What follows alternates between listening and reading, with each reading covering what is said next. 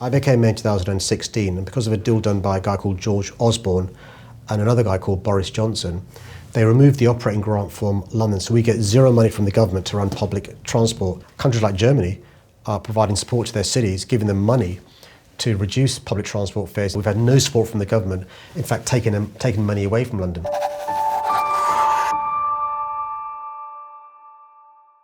My name is Sadiq Khan, I'm the Mayor of London, and I've been told this box is full of anonymous questions I've never seen before, and I'll answer as honestly as I can. Why does London receive more funding than the North? Well, listen, the way the question's phrased gives a misunderstanding about London, our capital city. So our capital city contributes every year about £42 billion to the Treasury net. So we give back to the centre far more than we receive, which is distributed around the country. But look, London's population is around 10 million. We're about a sixth of the country's population. We contribute hugely to the country, as they do to us as well. It's a two-way relationship. What we shouldn't do is play off London against the rest of the country. It's London with the North, not London versus the North. I think the government, this government and the next one, hopefully the Labour one, should be devolving more powers and resources to Manchester, to Birmingham, to Liverpool, to Scotland, to Wales and to London. The current living wage in London is £11.95. Do you think this is enough to sustain a life in London? It's a really important question. So let me just explain. So the London living wage is £11.95 an hour. It was £9.40 an hour when I first became mayor. It's been increased hugely over the last few years. The government's national living wage is £10.42 an hour. So our living wage is far higher. In my view, it's still really difficult for Londoners to make ends meet in this great city. It's really difficult for Londoners to keep their head above the water, let alone to flourish and thrive. And there's a number of reasons why it's difficult. The cost of housing is so expensive in London. Landlords can evict tenants without a good reason if the tenant complains about any issues in the accommodation. Often the rents go up in between tenancies, but also we know the cost of living is really expensive with energy bills and so forth. So we've lobbied the government to freeze rents in London. In Scotland, they've done it. In London, if we did it, we'd save the average person renting privately £3,000 over 2 years. We're building more genuinely affordable homes in London, more council homes than any time since the 1970s, more homes completed than any time since the 1930s. We think the government should give us the powers to set up a commission to look into having rent control in London, because for the foreseeable future, I'm afraid, in the short to medium term, even if we massively ramp up the amount of genuinely affordable homes we build, the supply is not going to meet the demand, so rents are going to stay high. And let me show you the problem with that. We're losing talent from London. If I was speaking here 15, 20 years ago, I'd be saying porters, cleaners, bus drivers can't afford to live in London. They still can't. But now it's journalists, head teachers, police officers, senior doctors, as well as others in the NHS can't afford to live in London. That's good for nobody. And that's why we need to build more genuinely affordable homes and have more protection for those renting privately. Rank the London tube lines from best to worst. That's a cracking question. That's from my mum, I think, is regularly asked me. See, when you're the mayor, tube lines are like children. You can't have a favourite. Anybody who's got children will know what I mean by that. But there are some lines that are great. My favourite tube line, though, I'm going to give you a favourite one. It's the one I use every day, which is the Northern Line. I remember the Northern Line. I live in South London when it was called the Misery Line, because it's just awful. We've invested a huge amount in the Northern Line to make sure it's fit for purpose. I think the worst line, according to many people, is the Central Line because of a lack of investment over decades. It's hot, a lot of it is underground, and it leads to real temperatures that are really difficult for people. The second line that people use that they say is not great is the Bakerloo Line. The Bakerloo Line trains are from 1971. They're the oldest trains in the country. When we need a new part, this is a true story, the company, the factory that makes the parts is no longer around. We've got to go to the London Transport Museum in Covent Garden to get parts from the trains there to install on the Bakerloo Line. That's how old it is. We do what we can, despite government cuts, but again, with government support, we could invest even more in these lines. And don't forget, a lot of tourists come to London. It's the number one tourist city in the world.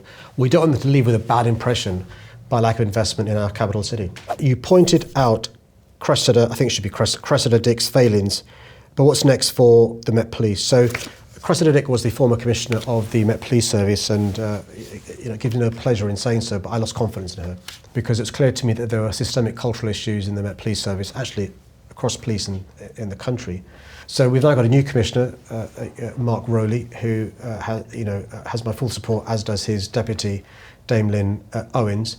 Three things that are really important for me: new commissioner, the Dame Louise Casey report, and the new plan the new commissioners are now published to turn around London. We're going to set up a policing board for London later on this year to support the police, but also to challenge the police to make sure we address the systemic cultural issues. And let me tell you the scale of the challenge we have.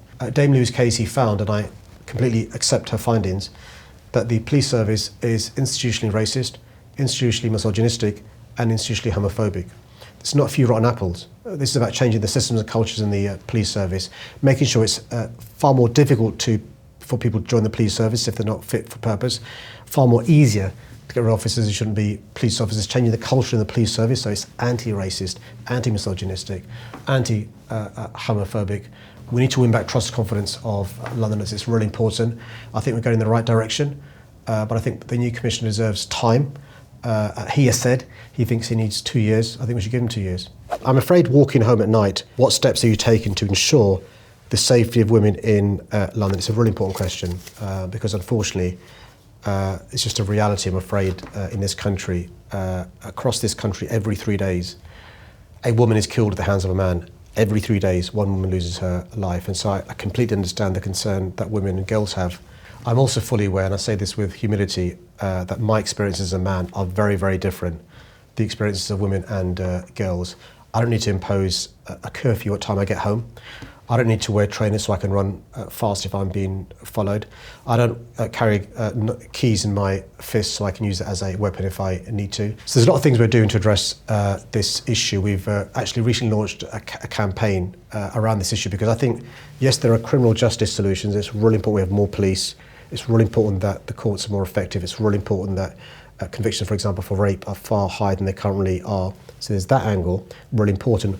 We've also got to educate men and boys as well, because the reason why you're not feeling safe, the person asked the question, is because of the actions of men and boys, let's be frank. So we're trying to encourage primary schools and secondary schools to teach boys about healthy relationships, how to respect girls, not to be sexist and misogynist. We've launched a campaign. The theme of the campaign is to have a word with a mate by using the word mate. All the evidence suggests often boys and men, when they're by themselves, act in a way that could be sexist and misogynist, and often others haven't got the confidence to call them out on their behaviour. And that behaviour, sexism and misogyny, can lead to violence against women and girls. So changing boys' behaviour and attitudes will lead to them acting like better men and will lead to you being safe walking home. In the meantime, better lighting, investing in the public realm, making sure the streets are safe because high visibility policing, but also making sure that men can be good allies to somebody like you who may feel unsafe walking home. So, for example, let me know, if a woman's in front of you, don't walk behind her if you're a bloke. It makes her feel nervous. Cross the road or go around rather than her feeling nervous. As men and boys, we've got to be more aware of how women and girls are feeling. There's been a 6% increase on tube prices this year. Is that fair considering cost of living? No, it's not. It's not fair. And the reason why I had to do it is because the government forced me to do it. What do I mean? So for the first 4 years when I was mayor, I froze fares in London. Because of the pandemic, though, fewer people started using public transport, which meant the amount of money we were bringing in from customers dried up. So we said to the government, we need your support, otherwise we have to stop public transport. And the government said, we'll give you support financially, but there's a condition. And the condition is you must raise the fares by 1% above inflation. Countries like Germany are providing support to their cities, giving them money to reduce public transport fares. In some cities around the world, their governments are giving them money to have some services for free to encourage people back to their centre. We've had no support from the government, in fact taking money away from London. I became mayor in 2016, and because of a deal done by a guy called George Osborne and another guy called Boris Johnson, they removed the operating grant from London, so we get zero money from the government to run public transport. 2016, 2017, 2018, 2019, 2020, for the first time in history, operating costs for TfL went down on a like-for-like basis. The debt Ken Livingstone and Boris Johnson borrowed before I became mayor far exceeds any money we've borrowed. We borrowed it because of the pandemic. And for the first time in TfL's history, next April I'll be able to say TfLs operating at surplus, even though the government's given us no support for operating costs. You compare that to New York, Paris, Barcelona, Madrid, Chicago, Tokyo, any major city in the world gets support from their government. London's TfL doesn't. I can't afford to drive because of your ridiculous ULEZ policy, which affects the poorest, and I'm reading verbatim, by the way, and negatively impacts life in London during a period of soaring cost of living. So let me just unpack the various false premises in this question. So in our great city of London, every year, the amount of people who die prematurely because of air pollution is around 4,000. The people who are most likely to suffer the worst consequences of air pollution are those who are least likely to own a car. It's an issue of social justice. Around half of London households don't own a car. The poorest Londoners, therefore, suffer the worst consequences. But it's also an issue of racial injustice because Black, Asian, minority-ethnic Londoners who are least likely to own a car suffer the worst consequences of air pollution because they tend to live on main roads where there's the worst pollution. So what are we doing about it? We've got this policy called the ultra-low emission zone, which we began in central London, and in the space of 1 year, we managed to reduce the toxicity, the poison in central London by almost 50%. So we expanded it to inner London, up to the north and south circular, and we managed to reduce toxicity, poison, by a further 21%. So the air breathed by 4 million Londoners in inner London is now far cleaner, leading to a third fewer admissions of children in hospitals. In outer London, where 5 million Londoners live, is where the 10 boroughs with the highest premature death rates are, and the 5 million Londoners in outer London haven't seen the benefits that we've seen in central and inner London. So what we're doing is, yes, expanding the ULEZ to outer London from the end of August, but because we're listening to the concerns like the person who asked the question on the card, we've got the biggest scrappage scheme we've ever had in this country, £110 million supporting low-income families, supporting small businesses and supporting charities.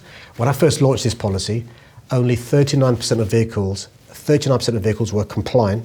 The great news is now it's 96% compliant cars inside inner London and more than 90% compliant cars in outer London, which means they don't pay a penny, but they get cleaner air.